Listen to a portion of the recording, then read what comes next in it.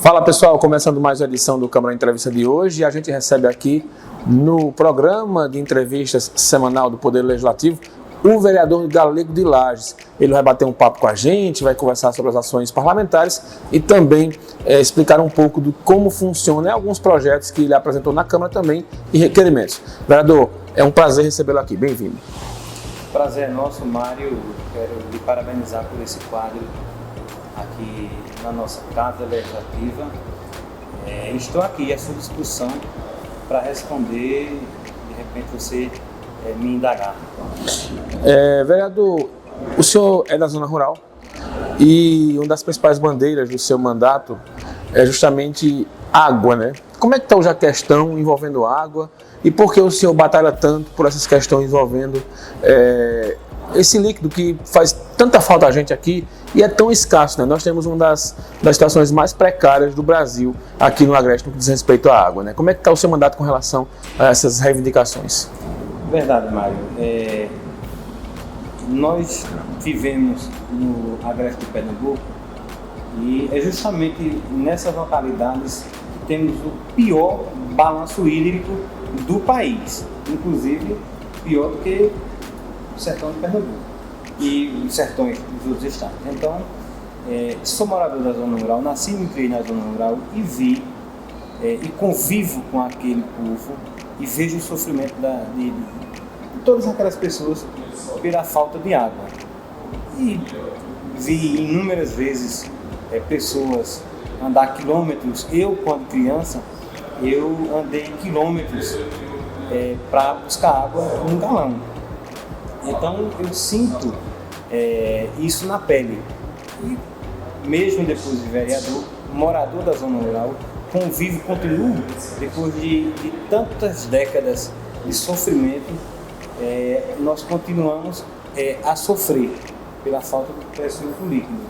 Então, em 2017, quando cheguei aqui na Câmara, não tinha água nas torneiras na zona rural.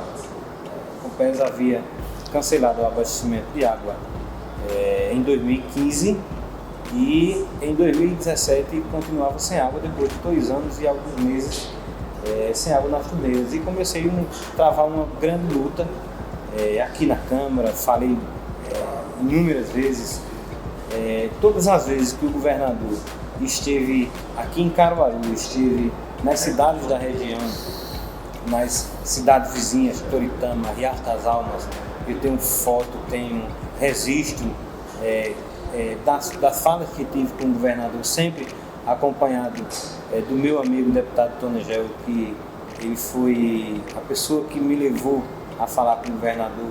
Quando o presidente da Compesa, o Dr. Roberto Tavares, vinha a essa região em entrevista de rádio, para qualquer evento, eu estava lá no pé pedindo para que a Compesa botasse de volta a água nas torneiras do Homem do Campo. E foi resolvida essa situação? Pela felicidade nossa, em 2018, ano passado, em maio de 2018, a Compesa decidiu, depois de chuvas que aconteceram na nossa região, Tabocas pegou um pouco de água, Jucazinho pegou um pouco de água, e a Compesa decidiu retornar o abastecimento de água da zona rural. Então foi uma felicidade muito grande para a gente, para todos os moradores da zona rural. Porém, passamos 1 ano e alguns meses chegando água frequentemente nas torneiras e novamente a Compesa teve a decisão, uma decisão técnica, em cancelar novamente o abastecimento de água da zona rural, que foi agora no mês de agosto. Teve até uma audiência pública aqui recente na Câmara, né? O senhor reclamando dessa situação. E depois desse novo corte da água, foi resolvido esse problema? Como foi que vocês chegaram a uma solução sobre isso? Nós começamos, quando eu tive notícia que a Compesa iria cancelar o abastecimento de água da zona rural, eu ligeiramente entrei em contato com o deputado Tonegel e fiz aqui uma audiência pública. Trouxe para cá vários moradores da zona rural, de todas as localidades, nós trouxemos gente de toda a localidade da zona rural e fizemos uma audiência pública aqui junto com os vereadores. Tive apoio da casa, tive apoio de todos os vereadores, primeiro votando no requerimento que fiz pedindo a audiência pública. Ligeiramente a presidência marcou a audiência pública e nós fizemos aqui um grande debate, veio representante do governo, representante da prefeitura, né, veio o gerente regional da Compert, doutor Mareitu, sempre solícito às nossas reivindicações, e a partir dali houve a decisão do governo em continuar o abastecimento de água da zona rural. Então fizemos, eu observo que foi uma audiência pública muito proveitosa, porque a partir dali chegou aos ouvidos do governo e ele decidiu em continuar o abastecimento de água da zona rural. Nós sabemos que, por conta do período longo de seca, né, que se arrasta aí por 8 anos mais ou menos, a escassez da água é grande. E hoje nós recebemos água de sistema Pirangi Prata, uma vez por mês, mas o suficiente para que os moradores das vilas da zona rural fiquem abastecidos. Quase todas as casas. Eu costumo dizer que na casa da zona rural que não tem uma cisterna, tem 2.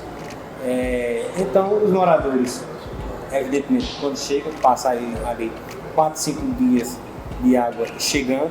Enchem as cisternas, né, ficam precavidos. Então, com um mês ainda o pessoal tem água, então está resolvido. Agora, o senhor falou aí de barragens como Pirangi, né, que está aqui ajudando o próprio Prata, e o governo do estado ele tem alguns projetos aqui, por exemplo, para a nossa região, entre eles a adutora do Agreste, né, que segue aí a obra atrasada, e também a adutora de Cerro Azul, né, que é um volume muito grande de água. Existe uma promessa que quando essa barragem estiver em pleno funcionamento, acredito que no ano que vem, essa situação da falta d'água será resolvida aqui na cidade. Essa é a sua expectativa também de quando essas barragens realmente estiverem em pleno funcionamento, principalmente Cerro Azul, que é a que está mais encaminhada, essa situação seja resolvida, vereador? Eu acredito e tenho muita fé em Deus que isso se realize, por conta que eu até em algumas localidades, conversando com algumas lideranças, eu digo que esse problema de falta de água em nossa cidade, ela está chegando ao fim. Eu estou feliz pelos investimentos que têm sido feitos. Né? A adutora do Agreste me parece que é a maior obra hídrica de Pernambuco, da história. Do Brasil, eu acredito. São 68 cidades a serem contempladas, isso vindo água do Rio São Francisco. E essa adutora do São Francisco, que se chama essa adutora do Agreste, ela é toda interligada. Do jeito que pode vir água do São Francisco para cá, pode ir água daqui para lá. É como hoje a zona rural é abastecida. Vinha água antes de Itabocas para Caruaru e de Caruaru para lá. Foi feita a inversão e hoje está indo água de Caruaru para lá, inclusive para Santa Cruz de Capibaribe. Então isso é uma obra toda interligada. Ela vai se interligar com o sistema Prata Pirangi e também com a adutora do Cerro Azul, que é a que está mais avançada. A barragem do Cerro Azul, inclusive eu estive na barragem do Cerro Azul, a barragem foi feita para contenção de cheias, mas é uma barragem que acumula muita água, e água de boa qualidade. Que é aquela água que, né, fica aí na zona da Mata Sul, né? Na Mata Sul. O Cerro Azul é ali pertinho de Catende. De Palmares. Entre Catende e Palmares e tal. E é uma barragem muito grande. Agora, o senhor é da zona rural, né, e os matutos, digamos assim, eles conseguem se virar na dificuldade. Criam cisternas, né, e maneira de acumular água, de armazenar água. Eu fico impressionado com a quantidade de chuva que cai em Pernambuco, principalmente na região metropolitana e Mata Sul, e essa água é desperdiçada. Não há uma preocupação com que essa água seja armazenada. Se toda essa chuva que cai todos os anos na região metropolitana, por exemplo, será que não estava na hora dos governos rever essa situação e de repente tentar trazer essa água para armazenar em algum lugar e trazer ela para essa região da gente? Eu acho que seria talvez Uma solução, não sei se uma obra cara, né? Mas talvez essa seja a solução. Porque é muita chuva na região metropolitana. Eu sempre vi o seguinte, que se os investimentos tivessem sido feitos antes, Caruaru é uma cidade centenária. Né? Caruaru, há 70 anos atrás, já passava de 100 mil habitantes. Então é uma cidade enorme. Então, essas barragens que foram feitas a partir do Prata, do Serra Azul, que é justamente a região que tem rios que correm direto, né? A exemplo do rio Una, e inclusive com água de muito boa qualidade. Essa barragem tinha sido feita há muito tempo. Né? Era pelo passar dos anos, já era para os governos estarem fazendo novos investimentos em outras áreas, né? Mas infelizmente houve realmente um atraso muito grande e se você observar, Caruaru perdeu muitos investimentos há muitos anos atrás para Campina Grande por conta de água. Né? Imagine se essa cidade, hoje nós temos uma cidade com aproximadamente 400 mil habitantes, imagine se essa cidade tivesse água encanada, tivesse água todos os dias para todo mundo. Que tamanho era a nossa Caruaru, não é verdade? Mas eu acredito, como disse, tenho muita fé que Caruaru, essa questão de falta de água, ela está com os tempos contados. Né? Depois de todos esses investimentos de Serra Azul, para você ter uma ideia, o Prata hoje, junto com o Pirangi, tem conseguido, mesmo com racionamento, sustentar Caruaru e outras cidades. Né? Para você ter uma ideia, do sistema Prata-Pirangi, além de Caruaru, vai água para Toritama, para Santa Cruz. Né? O ano passado foi para Riacho das Almas, Cumaru, Passira.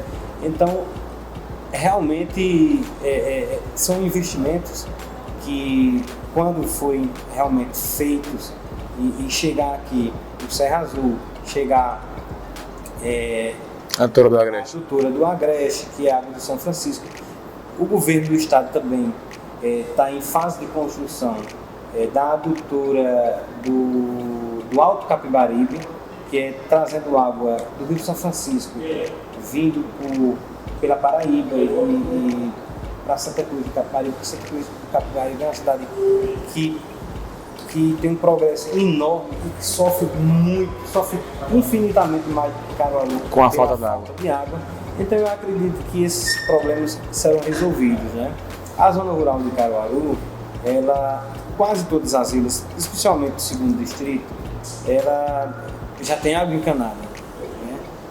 Só aqueles sítios mais afastados que não tem água encanada, e algumas ruas, de algumas vilas e tal, o nosso mandato tem brigado para garantir o abastecimento dessas vilas que têm água encanada, inicialmente.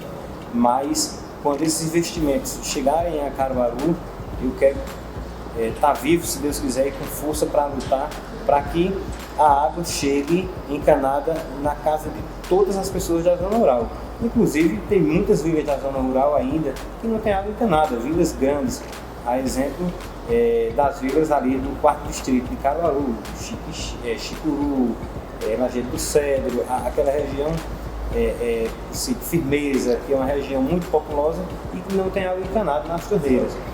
Do 4º e do 3º distrito também, que Malhada de Pedra, Serra Velha, Sabinha, aquela região também não tem água encanada. O senhor citou aí regiões praticamente dos 4 distritos de Caruaru, né? É uma cidade que tem uma zona rural muito grande, muito diversificada. E os acessos, às vezes, a essas comunidades, eles não são os melhores, digamos assim, principalmente quando chove. Tem um problema, quando chove o carro atola, quando está na seca tem aquela poeira, porque às vezes a estrada não tem calçamento, não é asfaltada. Como é que o seu mandato, como é que vocês trabalham aqui na Câmara Municipal para que facilite a vida das pessoas que moram nessas comunidades para ter um acesso digno, digamos assim? Vem evoluindo aos poucos. Depois do asfalto chegar à Vila do Murici, à Vila de Peladas, Malhada de Pedra, Serra Velha, e agora com a Vila do Juá, diminuiu evidentemente as estradas que necessitavam de reparos frequentemente, que são as principais vilas da zona rural. Né? Por exemplo, a vila de Juá, ela precisava, no mínimo, reparos naquela estrada 3, 4 vezes por ano, por ser uma via de muito movimento, de muito carro e tal, e fazia muito a chamada costela de vaca, né? Com o asfalto chegando a essas vilas, a essas rodagens que são as principais da zona rural de Caruaru, sobrou mais tempo para fazer as outras, as vicinais, as menores. E tem sido feito. Não do jeito que o povo da zona rural precisa, merece, né? Mas na medida do possível tem sido feito. Eu sempre lutei para que a Secretaria de Agricultura tivesse mais equipamentos. Não é do meu tempo, mas pessoas me disseram que há 30, 40 anos atrás a Prefeitura de Caruaru tinha 4 patrol, né? E era uma para cada distrito, para fazer as estradas da zona rural. Hoje chegou a algum tempo aí da Prefeitura ter uma patrol para fazer os 4 distritos. Então os equipamentos são poucos, né? A gente precisa de investimentos. Eu sei que agora, na gestão atual, foram adquiridos alguns equipamentos, algumas máquinas, tal, mas ainda é insuficiente para manter as estradas da zona rural do jeito que elas precisam. Agora, diante dessa dificuldade de água, né, de seca, como é que está a situação do homem do campo diz que se respeita a plantio, né? Existe alguma expectativa boa, né, do que foi plantado no inverno para estar sendo colhido agora, ou a situação é de dificuldade mesmo, pelo que o senhor vê por aí? Praticamente a agricultura na nossa região foi dizimada, né? Poucas pessoas vivem da agricultura, né? Especialmente no segundo distrito, que eu digo que é o sertão de Caruaru. Caruaru tem 4 distritos. O primeiro distrito eu digo que é a zona sul de Caruaru, e o segundo distrito é o sertão de Caruaru. É o mais seco. É o mais seco. E praticamente poucas pessoas lá vivem da agricultura. Agora, no quarto distrito, muitas pessoas plantam, no terceiro distrito, no primeiro distrito. Então, esse ano não foi muito ruim, não, para as pessoas, o agricultor lucrar. Mas, como eu lhe disse, é mais a agricultura de sobrevivência, né? Hoje nós não temos mais agricultores que plantam muito para colher, para vender, para comercializar, né? Hoje as pessoas estão mais voltadas para o emprego na cidade e naquela região do segundo para estudo também, né? Muitos estudam. Mais para Sulanca. Hoje existe essa inversão, hoje lá as pessoas, muita gente deixou de ser agricultor e investiu nessa questão de estar com confecção. É muito grande essa percepção hoje. Então é uma nova zona rural, digamos assim. É a nova zona rural e altamente desenvolvida. Se você observar, na zona rural não existe mais o transporte de antigamente, que eram os jegues, né, os jumentos. Ninguém usa mais. Todo agricultor, por mais simples que seja, tem uma moto para andar. E quase todas as pessoas hoje vivem da confecção. Uns confeccionam, uns vendem, né, outros trabalham, enfim. Mas existe realmente uma rede integrada em toda a zona rural de Caruaru, voltado para Sulanca, né? As pessoas da zona rural hoje vivem principalmente do segundo distrito, que é aquela região ali pertinho de Toritama, e existe realmente essa, por ser muito perto de Toritama e da rota da confecção dos jeans, as pessoas realmente vivem de confecção. Aí eles trabalham para municiar as feiras de Caruaru, Tecologia, Toritama, outras cidades. E são várias as especificidades, né? Tem uma pessoa que trabalha mais na prestação de serviço, tem outra que tem o seu próprio fabrico, e assim as pessoas vão crescendo, né? É uma mudança de paradigma na zona rural, né? Justamente. E é como se fossem pequenas empresas familiares. né? Tem pessoas que têm o próprio fabrico e confeccionam para empresas, né? Tem pessoas que têm o fabrico e confeccionam para si, né? Então há realmente várias tendências, né? Várias tendências. Tem pessoas que simplesmente trabalham de costureiro, de costureira, enfim, as pessoas hoje na zona rural sobrevivem justamente se viraram, digamos assim. Se viraram e vivem bem, né? Claro que precisam, por conta dessa crise que o nosso país está vivendo, as coisas deram uma diminuída, mas as pessoas, não existe mais na zona rural como existia antigamente, aquela questão de muita dificuldade, de fome, hoje praticamente as pessoas da zona rural sobrevivem tranquilo, se virando. O senhor é da bancada de oposição, né? Aqui a prefeita Raquel é uma bancada pequena, né? Acho que tem 5 vereadores hoje, ou 6, né? Sempre fica uma dúvida, mas 5 vereadores, né? Digamos que tem 5 vereadores hoje nessa bancada. Como é a sua relação com o executivo? Muito boa. Eu sempre digo que sou um vereador de oposição, mas eu faço uma oposição propositiva e coerente. Eu acredito que essa é a minha forma de agir. Eu sempre fui desse jeito, sempre fiz política, nunca tinha sido candidato. Fui candidato a primeira vez, tive o êxito de me eleger, né? Deus me deu o prazer e o direito de ser vereador da maior cidade do interior do Pernambuco. É um orgulho enorme para mim, né? E estar aqui na casa jornalista José Carlos Florencio, que cheguei aqui há 22 anos atrás como funcionário, então um orgulho enorme, mas sempre envolvido na política, né? Eu tenho política de berço. Meu pai era uma grande liderança da zona rural e sempre acompanhando meu pai nas caminhadas, nas campanhas eleitorais, e sempre fui muito envolvido na política, mas sempre fiz política com muita coerência. E aqui e acolá vem alguém querer arengar com a gente, né?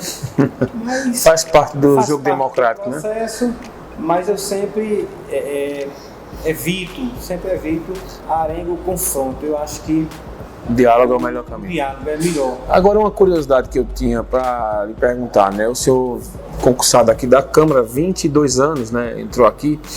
E porque a ideia, a vontade de repente ser vereador, de se candidatar nessa eleição de 2016, como foi que surgiu isso? Já era uma coisa que o senhor tinha vontade, né? O senhor estava aqui na Câmara trabalhando e de repente tivesse essa possibilidade. Como foi que surgiu essa ideia de ser vereador, né? Justamente em 2016 e não em 2012, 2008, em outra oportunidade? Eu como lhe disse, a política está no sangue, vem de berço. Meu pai era uma grande liderança da zona rural e eu sempre fazia política com meu pai. E aqui na Câmara isso só fez aumentar, não é, o desejo de fazer política. Mas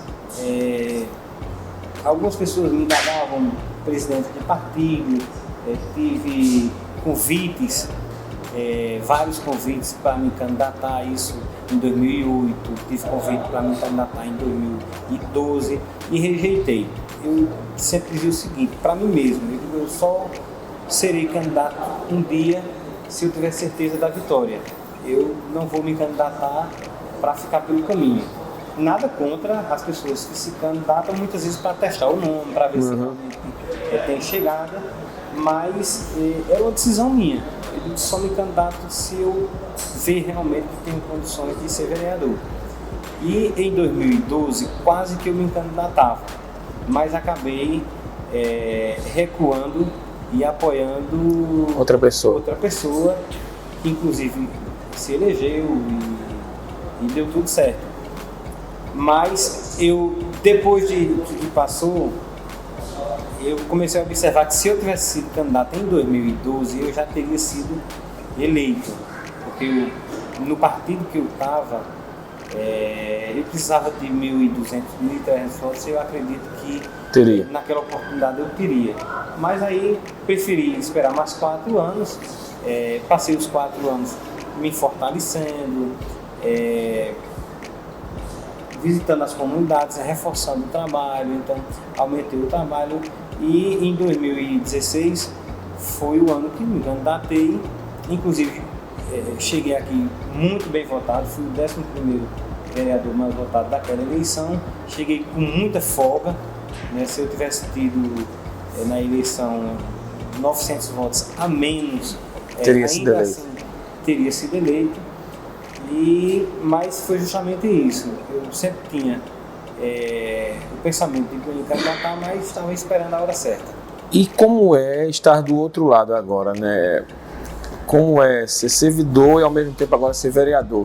Como é a sua relação com os seus colegas de casa?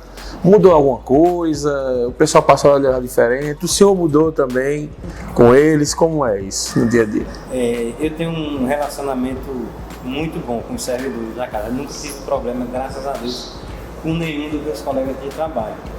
E quando, em 2016, eu fui eleito vereador, alguns deles começaram a me olhar e me tratar de uma forma diferente. E já antes era galega, agora é Vossa Excelência. Vossa Excelência, vereador, tal. E em 2016, já em 2016, final de 2016, na nossa confraternização de final de ano, eu disse o seguinte, que gostaria que eles continuassem me tratando da mesma forma, do mesmo jeito.